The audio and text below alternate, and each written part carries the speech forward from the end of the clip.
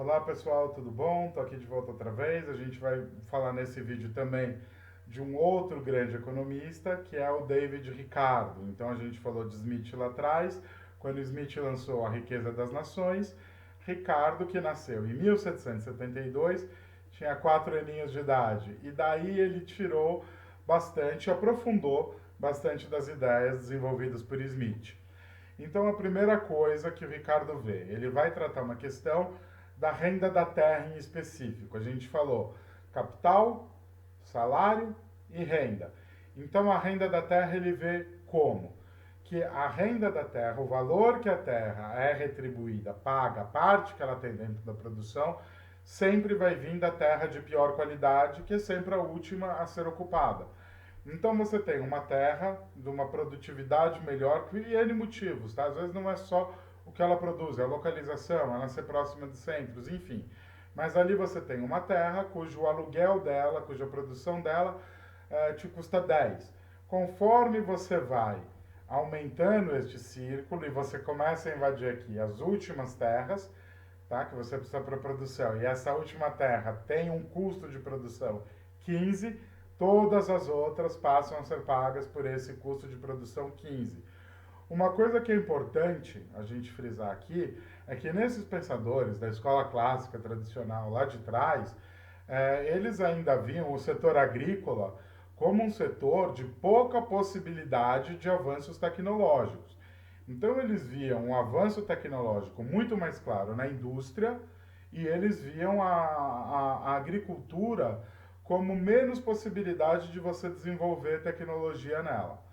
Ah, Dito isso, outra situação que Ricardo percebe. Ele percebe dentro da teoria do valor-trabalho, ele também é um adepto da teoria do valor-trabalho, que é o trabalho que equipara as mercadorias, mas ele começa a perceber também determinadas coisas de forma mais contundente. Por exemplo, uma obra de arte. Uma obra de arte, às vezes ela demora o mesmo tempo para ser fabricada do que outra obra de arte ou algum outro bem, e ela tem uma diferença de valor muito grande. Então, o mesmo trabalho contido, só que uma diferença grande demais de patamar entre elas. Ele chama esses bens de bens especiais, bens específicos. Então você começa a perceber que não é necessariamente 100% ali o valor trabalho, o quanto de trabalho cada mercadoria contém, que realmente dá o valor dessa mercadoria para a troca. Vale frisar aqui que percebem isso. Eles percebem que existem distorções. Só que eles enxergam como trabalho a única coisa comum em mercadorias de valor de uso diferentes. Tá? Agora, Ricardo ele aprofunda um pouquinho mais essa questão do porquê das distorções, da onde vem distorções, o que, que pode acontecer, o que, que pode deixar de acontecer em cima disso. Outra coisa que é importante demais na teoria de David Ricardo, Ricardo ele vê a questão de vantagens comparativas.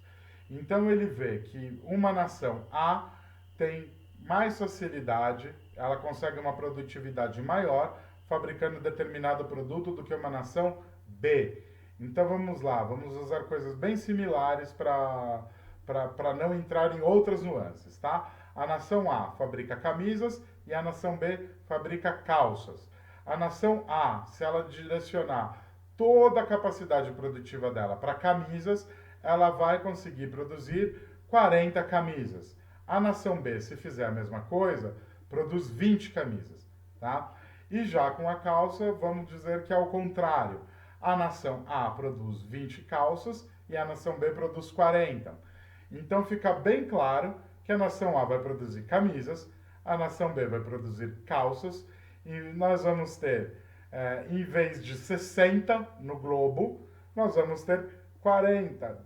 Desculpa, em vez de 60 no globo, nós vamos ter 80, tá? O 40 que está produzindo aqui, mais o 40 que está produzindo aqui, certo? Então, é interessante ter este intercâmbio. Para essa economia aqui ter acesso a 20 calças, ela vai trocar 20 camisas por 20 calças. Se ela deixar de produzir camisas para produzir calças, Ela vai deixar de produzir 20 camisas, mas ela só vai ganhar 5 calças. Então é muito mais interessante ela fazer a troca com essa outra que tem a vantagem comparativa. E Ricardo viu isso. E Ricardo, ele vai mais além na questão da vantagem comparativa, tá? Digamos que toda a capacidade produtiva que você tem aqui, você faz 40 camisas ou você faz 20 calças. E essa nação B, gastando toda a capacidade produtiva dela, ela vai fazer 15 calças. Ainda assim, para o A, vale mais a pena ele focar na produção de camisas, porque ele vai conseguir produzir mais camisas para trocar pelas calças que a nação B está produzindo. Então, a teoria das vantagens comparativas diz que você tem que focar naquilo que você é melhor, naquilo que você é mais forte, naquilo que você tem uma produtividade mais robusta para você fazer. Você ainda focando naquilo, a gente volta para a mesma questão da divisão do trabalho. Você vira especialista, você consegue desenvolver tecnologicamente melhor essa questão. Smith, ele já percebeu, o Ricardo também trabalha nessa linha, mas é importante a gente falar, ele percebe o quê? Que quando você se especializa em uma determinada função, você vai descobrir formas de executar aquela função também de forma mais produtiva. Então, esse é um dos outros motivos pelos quais é interessante você sempre focar naquela questão que você tem uma vantagem comparativa maior, certo? Para Ricardo, a riqueza de uma nação, ela vem do número de mercadorias que geram comodidade e bem-estar que essa nação tem, que essa nação controla. Essas situações que estão dentro dela. Tá?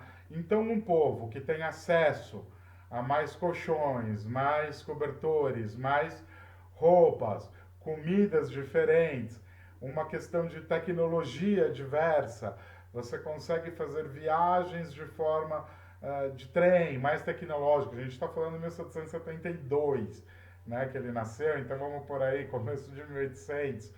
Então essas coisas já representam você ter um bem-estar muito maior do que uma nação que controla menos desses bens, que tem que os seus indivíduos têm acesso a menos deles. Então, novamente, tá? Isso daqui é bem uma palhinha do que vem em cima de toda uma teoria do Ricardo, que demoraria bastante para a gente pegar, para a gente entrar a fundo, mas são as ideias principais que ele contribuiu na ciência econômica. Então, a gente vai ficando por aqui. Se vocês tiverem qualquer comentário, qualquer dúvida, coloca aqui, coloca no comentário. Vocês podem acessar a página FT Educação Financeira no Facebook, no Instagram, comentou lá, eu também consigo acompanhar, consigo responder, consigo tirar qualquer dúvida. E um abraço para vocês, até a próxima.